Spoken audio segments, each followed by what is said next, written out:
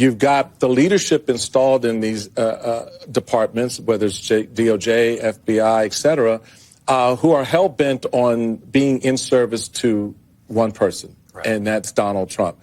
How does this play out now that you're beginning to see the rallying by federal workers, the town hall meetings that Republicans are realizing, oh, I guess people aren't happy with this?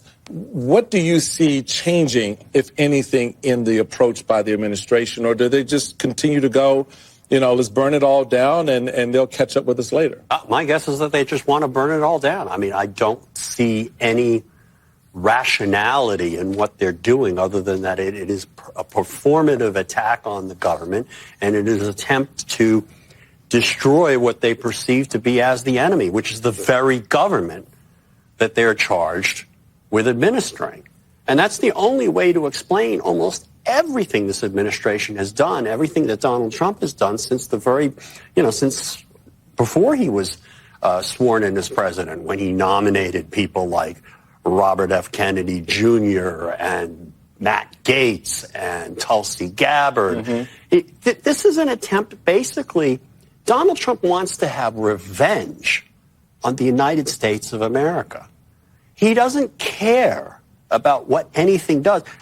I hear there is a, low-grade rebellion at the FBI over Dan Bongino being put in as deputy. I can't wait to talk to Bob Seska about that one, but I mean, where was I? Hold, please. Talk amongst yourselves. Vega. Oh, thank you. Mm-hmm. Okay.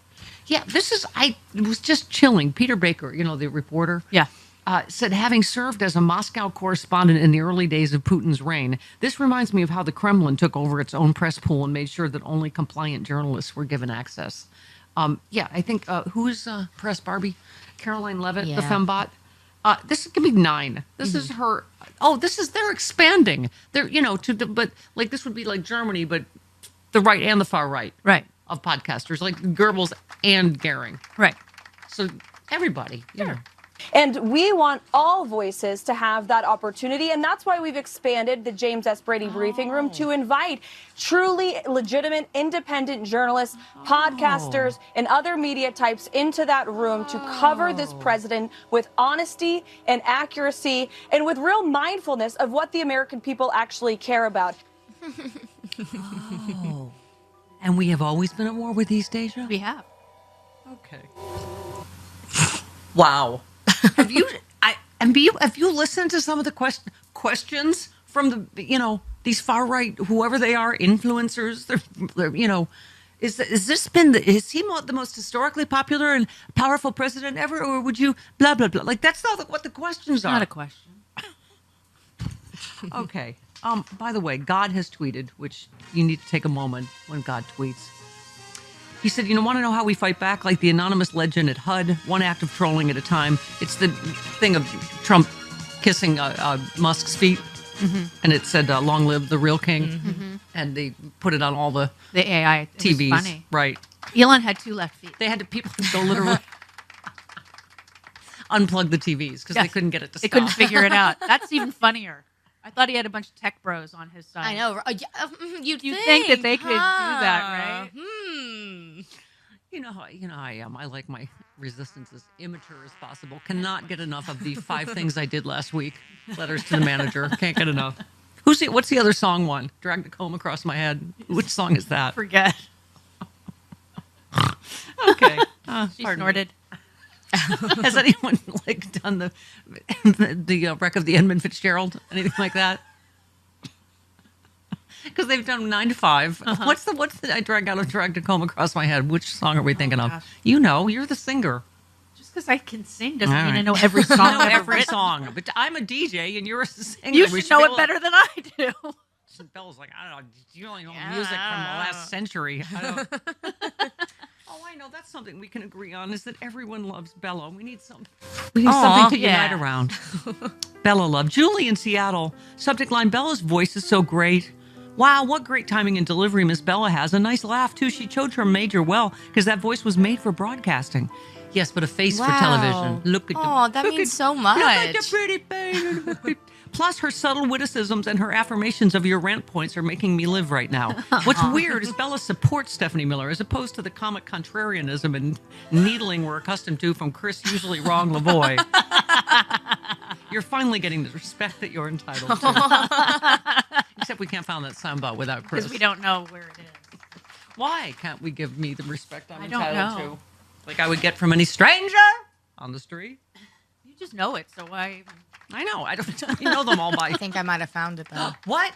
Why can't you give me the respect that I'm entitled to? Why can't you treat me the way I would be treated by any stranger on the street? I know why. Because I am not one of your fans! The acting in our era was very subtle, Bella. Yes, very understated. No speaking- scenery chewing at all. Speaking of Bella, the other thing that we bond over, despite our wildly divergent ages, is White Lotus. Yes. Yes. You're going to love this. Anna said, this is just a pitch idea. A season of White Lotus about a mid-level bureaucrat who takes a long-awaited vacation to a resort in Mexico, only to discover that she's been named the acting administrator of an agency that's wreaking havoc on the federal government. That's funny. I like it. Who is this? What? Somebody Gleason? Who this? Because they're like, who is in charge of Yeah. Oh, no, they named her Doge? this And morning. the fembot's like, oh, I'm not going to say that name. And then it, and she's like, wait, what now? I'm the head of what? I think because they're trying to avoid the legal stuff with Musk, right? Yeah. And so they're just like, this somebody Gleason person over there. And she's like, what? I'm the head of Tesla? Oh, not Tesla. Oh, wait, what? Which? Doge? Okay, sure. SpaceX? Which one am I? What a complete and total cluster. I mean, I just. Jody, you know what I needed? I needed to go. I know we played a lot of the audio. I texted Joy Reid yesterday, haven't heard back. She's only gotten like 11 billion I'm sure. texts, but I just wanted her to know that we love her. And I did tell her Lawrence O'Donnell did credit me with saving his show. However, that was before it got canceled, I think. So we could be up against it. But blast MSNBC. Anyway, tell them you agree with Rachel Maddow that they made a terrible mistake and they could still reverse this. Mm-hmm.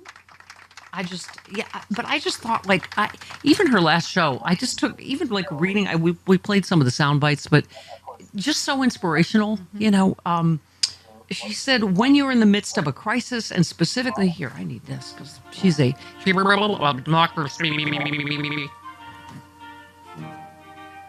You want to do it. You know it's fun. Come on, do it. It's, you know what, it comes from the Jetsons. Jetson, you're fired. It's Mr. Spacely. That's what Doge is all about. You are deliberately defying me. I am. No, you're not. Don't leave. No one help me this Spinning week. chair. She said, when you're in the midst of a crisis, and specifically a crisis of democracy, how do you resist when fascism isn't just coming, it's already here? So what, if anything, can you do about it? This was from her last show, Monday. She said, for one thing, you can try to learn from history, from what people in this situation in countries around the world and in America have done before. And as my friend Rachel Maddow always says, history is here to help. The first rule is to fight back, to never stop resisting, do not obey in advance. As Tim Snyder put it, even if it's scary or uncomfortable or inconvenient, just keep saying no or finding creative ways to say no in small ways and large. Thank you, Jasmine Crockett, for doing that every day, right? Yep. And to a lot of other great people that are out there resisting. That's why, you know what, let's put the anger where it belongs. There were two Democrats. One of them literally just got out of the hospital, had a blood clot, which flying is scary anyway, but after you've gotten out of the hospital Surprised he was allowed to on a walker, and a woman that gave birth a month ago, two Democrats came to vote to save your Medicare. So they wouldn't let I'm them tired vote of, remotely. because again, as we call them, Scoldilocks, scolding Democrats. I get it. We want them to fight. We want them to fight everything, but they did. Not one vote for this, like we said yesterday. So let's place the anger where it belongs with Republicans, because, you know, there are a lot of great Democrats out there. Some I didn't even know. Hang on, 15. Just give me one last one. Representative Melanie Stansberry, Democrat of New Mexico. Didn't know her. Because this is not a budget resolution. This is a blueprint for suffering. Or, as Elon Musk put it over the weekend, the spoils of war. because these guys don't care how many people they hurt or how many families are going to suffer. It's about power and greed, and the GOP is enabling them. So we will not sit down and do it. We will not support this budget resolution, and we will not give them Women's time has expired. Vote. And Yeah. I will not be silent because we will Massachusetts. continue to fight. Thank you. We have tons of great audio today we'll play for you. Democrats fighting and speaking out. Jim McGovern, Nikki Budzinski, don't know, from Illinois. Chris Murphy, who we play all the time, from Connecticut. Richard Neal from, where is he? What's MS? Am I thinking? But I don't know. I don't even know. I have to check. I forget to Google it. Yeah, I think it's Massachusetts, but I meant to put MA and put Oh, MS. you meant MMA. My bad. Okay. My bad. All right. Yeah, I mean, Governor Pritzker, Jeff Merkley was speaking out yesterday. So we just, take AOC's advice, right? It's target these Republicans. We can stop this. Look at what's happening already. Look at this, rebellion at, where you call it, at Doge. Who let the Doge out? You know what I'm saying?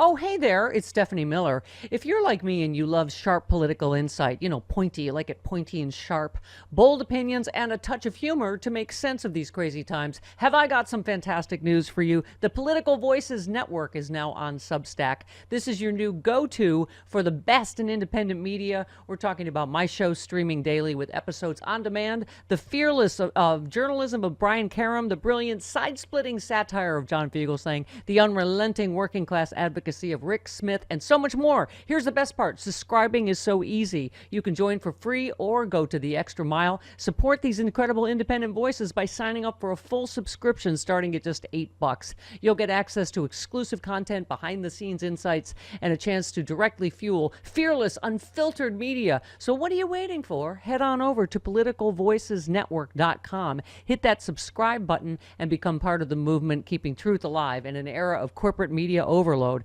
Every subscription helps, especially yours. One more time, that is politicalvoicesnetwork.com. Sign up now. Do it.